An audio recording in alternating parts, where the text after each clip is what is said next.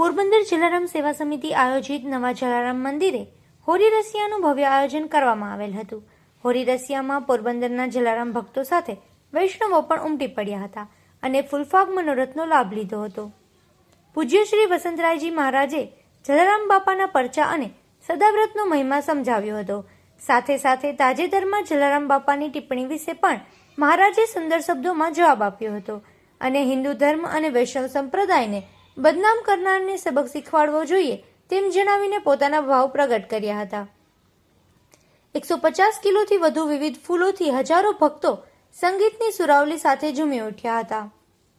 ઉત્સવ સફળ બનાવવા જલારામ સેવા સમિતિના ટ્રસ્ટીઓ અને યુવા ટીમ તથા મહિલા મંડળ દ્વારા સખત 3 દિવસની જહેમત ઉઠાવવામાં આવી હતી.